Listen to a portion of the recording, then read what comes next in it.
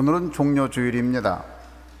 제가 이스라엘에서 공부할 때에 종려주일에 예루살렘에 살면서 그곳을 보면은 전 세계에서 기독교인들이 와서 벳박에로부터 이제 예루살렘 입성하는 종려주일 행사하는 모습을 종종 보았습니다. 또 저도 그 종려주일 행사에 끼어서 종려나무 가지를 들고 주님을 찬양하며 예루살렘을 입성했던 기억이 늘 있습니다. 예수님께서 왕으로 오셨습니다. 이스라엘 백성들은 너무 놀랬던 거예요. 왜 놀랬나요? 예수님이 가는 곳에 죽은 사람이 살아나고, 예수님이 가는 곳에 환자가 고쳐짐을 받고, 예수님의 가르치심이 다른 사람과 달라서 그 예수께서 이제 마지막 6월절에 예루살렘 성 입성할 때에 이스라엘 백성들 가운데 믿음이 생겼어요. 어떤 믿음이 생겼느냐? 이분이 왕이다. 하나님께서 말씀하셨던 그 왕이 우리 가운데 오셨도다. 그래서 예수님 오실 때에 사람들이 예수님을 왕으로 맞이한 것입니다. 그날이 바로 종려주일입니다. 예수님은 어떤 분이냐? 왕 중의 왕입니다. 왕 중에 왕이 오시는 모습은 어떠했을까요? 종려주일날 예수님께서 예루살렘 성에 왕 중에 왕으로 오셨는데, 그 왕 중에 왕으로 오신 예수님의 모습을 오늘 말씀을 통해서 함께 살펴보고자 합니다.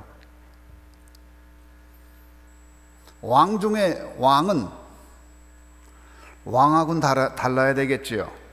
왜요? 왕들 중에 왕이니까.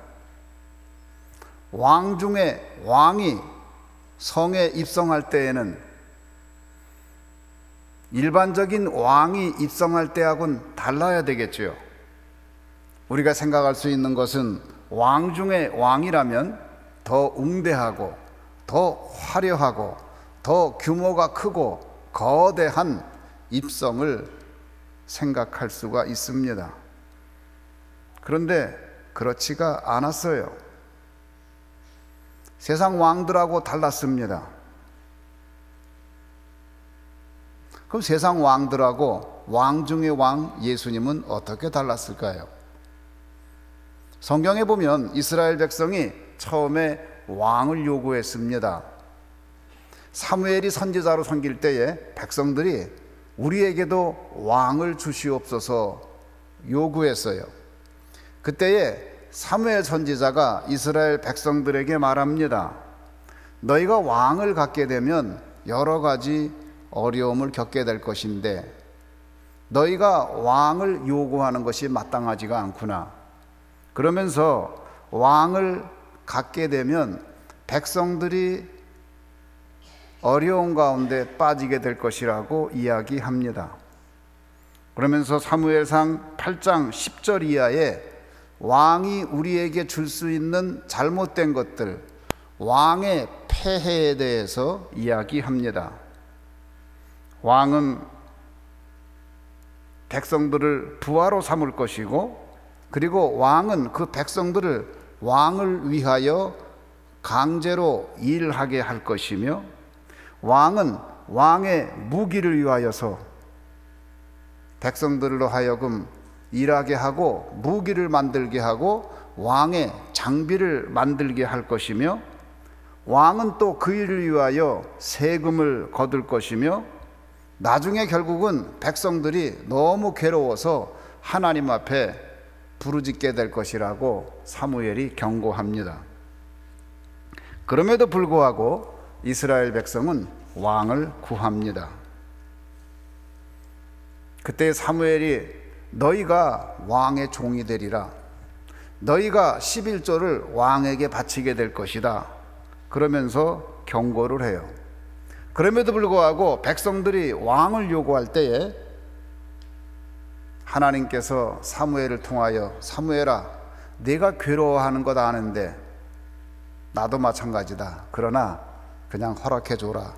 그래서 초대 왕을 모시게 되는데 그 왕의 이름이 사울 왕입니다. 하나님께서 이스라엘에게 왕을 주었어요. 그러면서 이제는 왕들을 교육하십니다. 그리고 왕에게 경고를 합니다.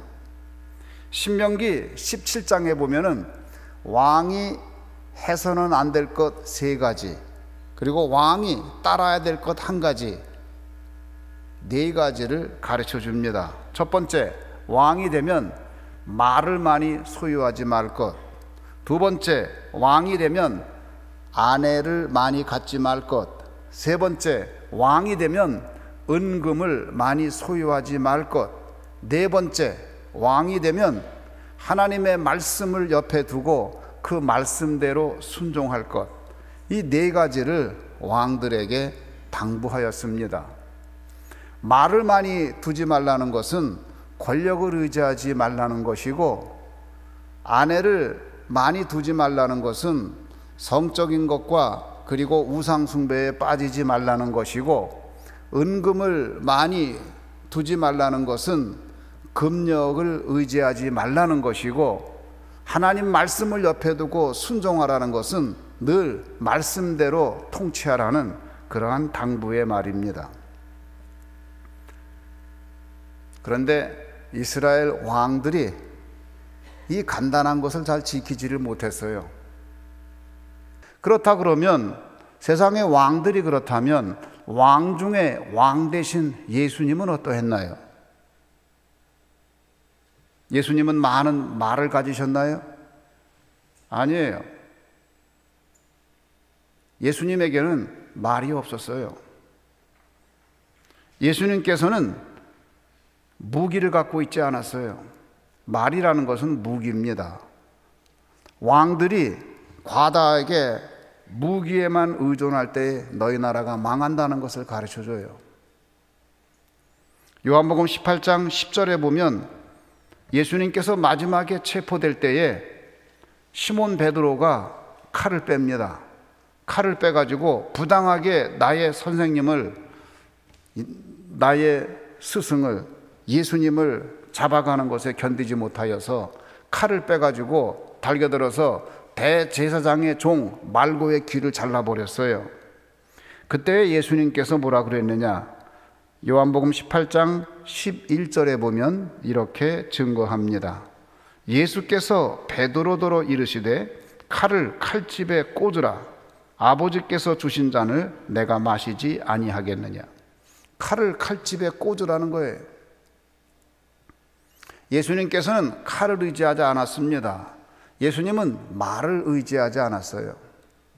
구약시대에도 성군은, 하나님의 말씀에 순종하는 왕들은 말을 많이 소유했다가 말이 많아지면 말의 뒷발꿈치에 그 힘줄을 끊어버렸어요. 전쟁용으로 쓰지 않으려고, 평화시에 평화를 목적으로 쓰려고 그렇게 했던 것을 봅니다. 두 번째, 많은 아내를 갖지 말라고 그랬는데 예수님은 없었어요. 결혼을 안 했어요. 그뿐 아니라 독신으로 사셨고, 그리고 애인도 없었어요. 그 문제에 해당하지 않아요. 세 번째, 은금을 많이 갖지 말아라 그랬어요. 진정한 왕이 되려면 은금을 많이 갖지 말아라. 예수님이 은금을 많이 가졌나요? 마태복음 8장 20절에 보면 이렇게 증거합니다. 예수께서 이르시되 여우도 굴이 있고 공중에 새도 거처가 있으되 인자는 머리 둘 곳이 없도다. 예수님은 평생을 무소유로 사셨습니다. 평생을 무소유로 살았는데 예수님만큼 영향력이 큰 분이 없었어요. 은금을 많이 두지 말아라 그랬는데 예수님은 아예 은금을 소유하지 않았어요. 그 다음에 네 번째, 말씀을 옆에 두고 평생 살아라. 그리고 말씀대로 순종하라. 왕은 그렇게 해야 된다 그랬는데 왕 중에 왕 예수님은 어떠했나요? 하나님의 말씀 외에는 그가 아무것도 할 수 없다고 고백한 것을 봅니다. 그가 산 것은 하나님의 말씀을 그대로 순종하고 산 것을 알 수 있습니다. 자, 그 예수님이 이 땅에 오셨어요. 왕 중에 왕이 오셨어요. 우리는 생각할 때에 왕 중에 왕이 오면 화려하고 웅장하고 거대하고 그리고 군사들을 뒤에 이끌고 대형 퍼레이드를 하면서 입성할 것 같은데 그렇지 않았어요. 예수님은 첫 번째 말을 타지 않았어요. 왕들은 말을 탑니다. 말을 타지 아니하고 나귀 새끼를 타고 예루살렘에 입성한 것을 봅니다. 그것이 왕 중 왕의 모습입니다. 스가랴 9장 9절은 이러한 메시아의 오심에 대해서 이렇게 예언합니다. 시온에 따라 크게 기뻐할지어다. 예루살렘에 따라 즐거이 부를지어다. 보라, 내 왕이 내게 임하시나니 그는 공의로우시며 구원을 베푸시며 겸손하여서 나귀를 타시나니 나귀의 작은 것 곧 나귀 새끼니라. 스가랴 선지자가 예수님이 오시기 전에 왕 중 왕이 오기 전에 이미 예언을 하신 거예요. 그분이 오실 때에 나귀 새끼를 타는데 그렇게 오실 것이다. 근데 그분의 특징이 뭐예요? 그 왕이 오면은 그 왕은 공의로우시며 그 다음에 그 왕은 구원을 베푸시며 그리고 그 왕은 겸손하다.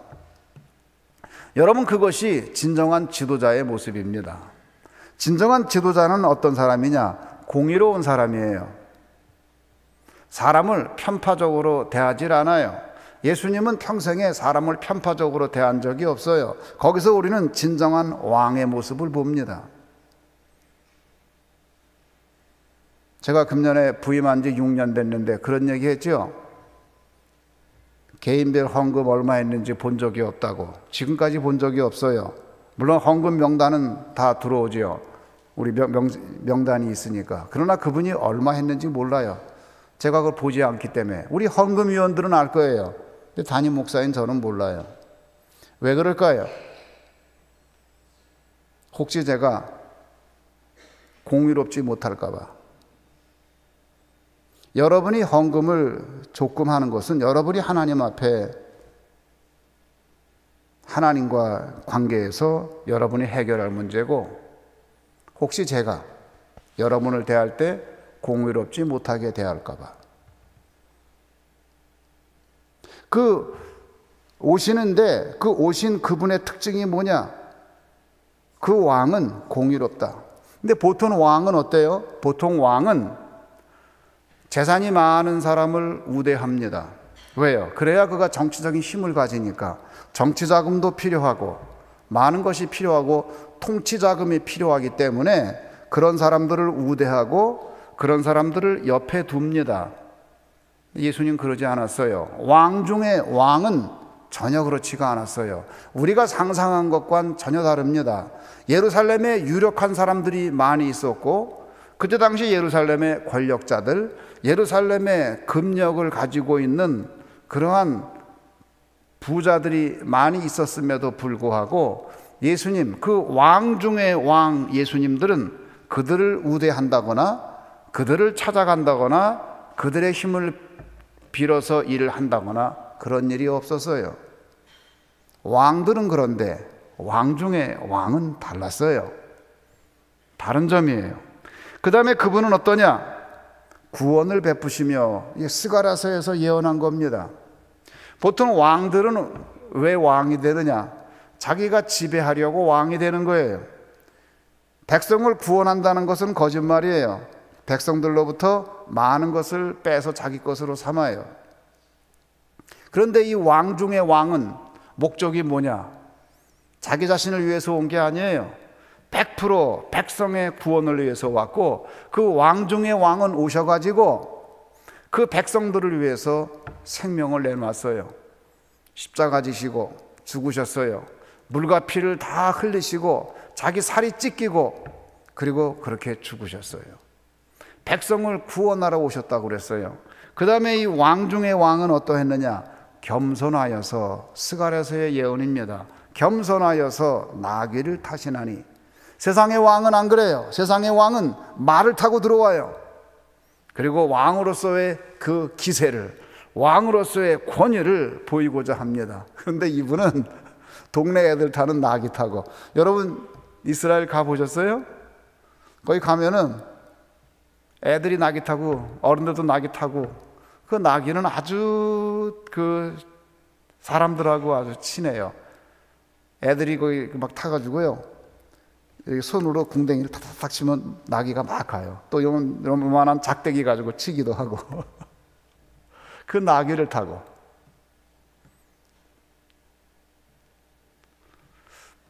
친근하지 않아요? 그 나귀 타신 예수님? 정이 가지 않나요? 얼마나 좋아요. 근데 말 타고 있으면 우리가 접근하기가 어렵잖아요. 일단 말을 타면은 높아요. 그래서 손잡기도 힘들어요. 근데 나귀 탔는데 뭐 얼마나 친근하세요. 근데 그 메시아에 오시는 것을 예언할 때에 스가랴 선지자가 메시아는 이 세상을 통치하러 오는 분인데 그분이 왜 나귀 타고 온다고 그랬을까요? 그것도 나귀 새끼를 타고 온대요. 그런데 어떻게 그 예언 그대로 예수님이 나귀 타고 들어갔을까요? 여러분 놀랍지 않습니까? 그분은 겸손하여서. 왕들은 겸손하지 않아요.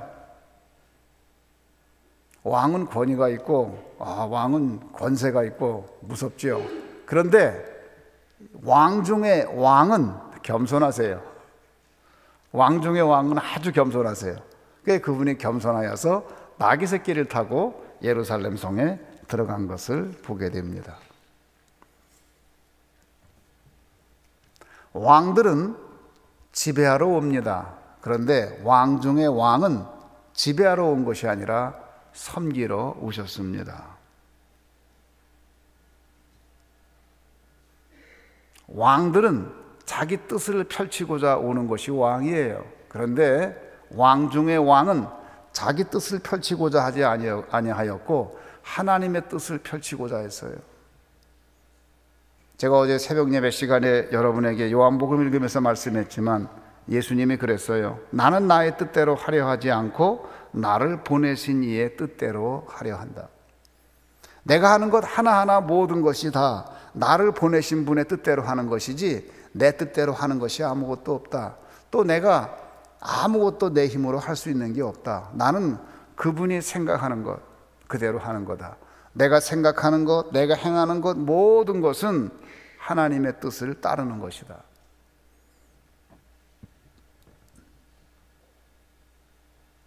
그것이 진정한 왕중왕의 모습입니다. 우리는 이 왕중왕의 모습에서 무엇을 보느냐?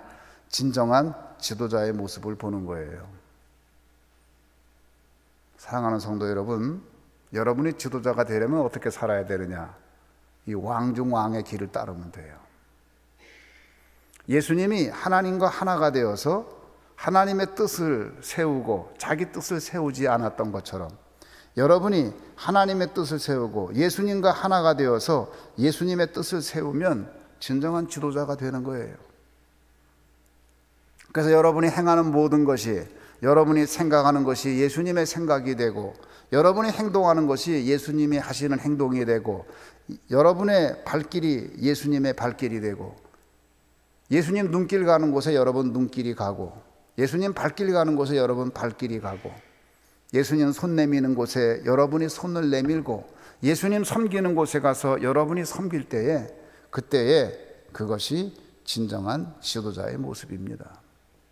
그럴 때 어떤 일이 일어나느냐? 우리들의 이야기가 예수님의 이야기가 되는 거예요.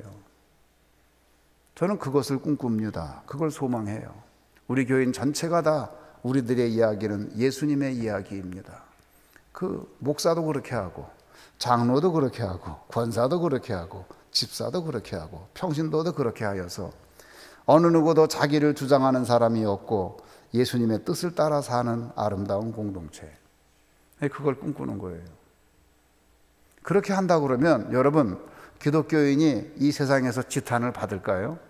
개독교라고 욕을 먹게 될까요? 그렇지 않아요. 하나님께서 왕의 사는 길을 우리에게 가르쳐 주셨는데, 모든 왕들이 돈을 사랑하고, 그리고 권력을 사랑하고, 그리고 성적인 문제에 빠져가지고 어려움을 당해요.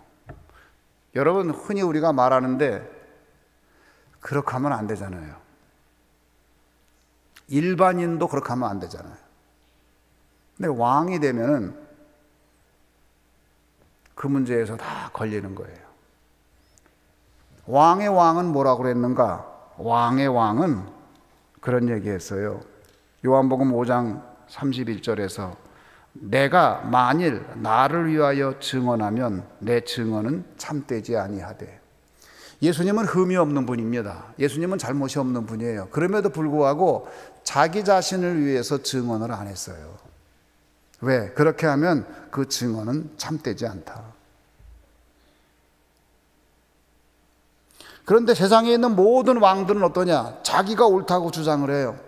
잘못을 해놓고도 자기가 잘못했다는 걸 인정하지 않고 끝까지 자기가 옳다고 증언을 해요. 그런데 왕의 자세는 어떠했느냐? 내가 만일 나를 위하여 증언하면 내 증언은 참되지 않습니다. 그리고 자기 자신에 대한 증언을 안 해요. 여러분, 그것이 참된 지도자의 모습입니다. 그리고 무슨 생각하느냐? 하나님의 진리만을 생각해요. 하나님의 말씀만을 생각하는 거예요. 우리가 재판정에 갈 때에도 재판정에 10사람이 가면 10사람이 다 자기 증언을 해요. 그런데 왕의 왕은 어떠냐? 자기 증언을 안 해요. 하나님의 진리를 얘기하는 거예요. 하나님의 진리를 볼 때 내가 잘못했으면 잘못했다고 말을 해야 돼요.